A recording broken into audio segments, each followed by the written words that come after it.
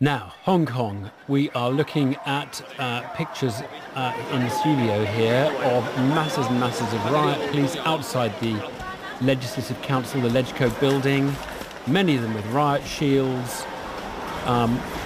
Very hard to make out exactly what is happening. We know that the tear gas has been fired in the last hour.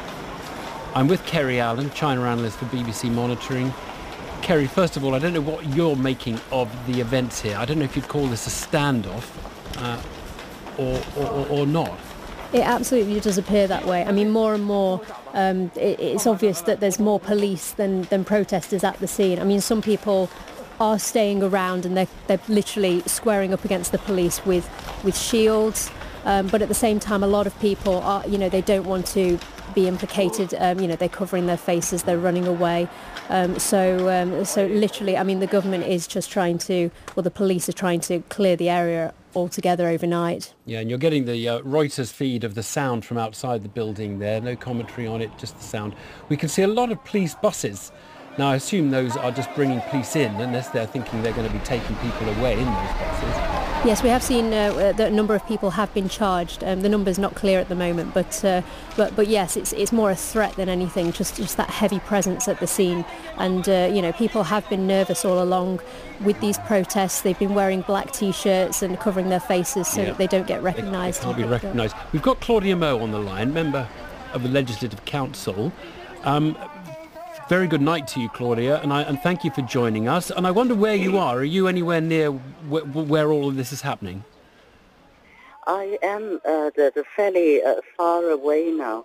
Right. Because I got slightly tear gassed earlier. You did? And they've been firing volleys of tear gas. And I've never ever seen anything like this. This is a very traumatizing sight.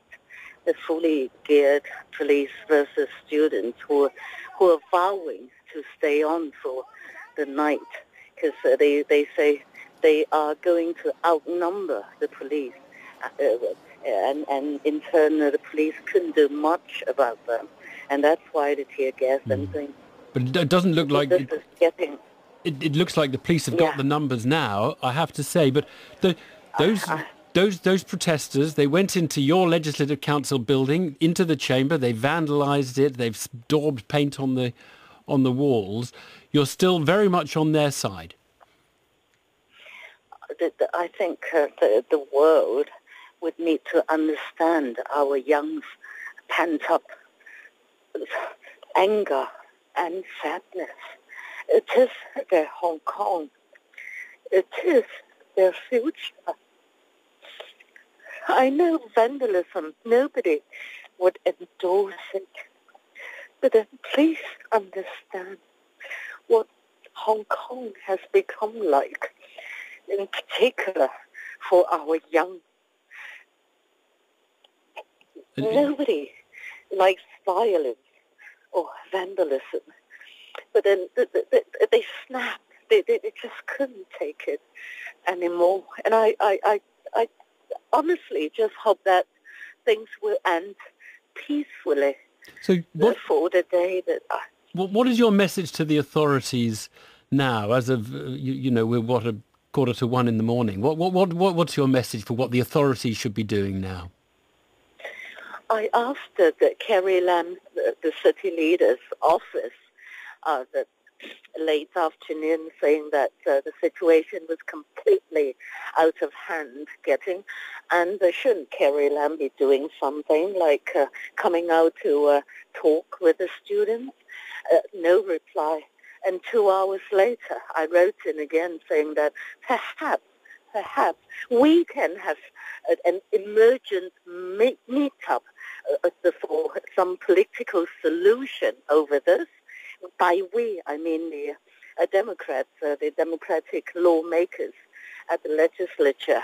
And about 15 minutes later, I got a reply saying that the chief executive officer's team is now very busily working on some solution. to solve this chaotic situation, and so they couldn't meet up with us. And meantime, we, the democratic lawmakers, should help to persuade the young to disperse. I mean, it's just not right, right? She must come out immediately, telling the young that honestly, since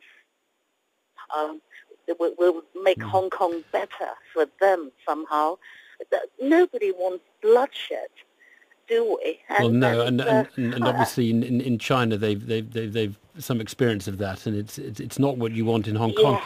Would you say that the general public's level of support is behind the students, that overwhelming, or just somewhat of a majority, or would you say this is a minority who are out protesting? I hope I would a slight majority, because I think most Hong Kong people understand what's been happening here, that under our glamorous facade, the city is rotting away and killing our young. And that's why what happened today. And but the authorities, the government, of course, are trying very hard to try to turn the tables. They're trying to make Hong Kongers hate the young, that they're the villains, they're the ruffians, they're the rioters, they're the vandalists, and they're to be condemned, and so on and so forth. But let's just be fair to the life and soul of a city. Claudia Mo, I do appreciate you talking to us so late at night. Thank you. And again, we can hear a little bit of the sound there. I would say it looks to me more like a standoff. I can see rows of police standing around. Kerry Allen, just very briefly, social media, is there much on social media saying what's going on, or is social media blocked? Well, in Hong Kong, yes, a lot of discussion about this. I mean, this is dominating Hong Kong's local social media today. But the Chinese do interfere with the social media. Oh, well, in mainland China, absolutely. I mean, the word Hong Kong now has become censored in the last hour, so people can't talk about it. And the government actively removes posts that show pictures of the protests because it doesn't want any, what it sees as dissent or activism against laws that the Communist Party supports. Kerry, thank you for that. So no one in China is going to be hearing much about this. Thank you very much, Kerry. Appreciate Claudia Mo giving us her time as well.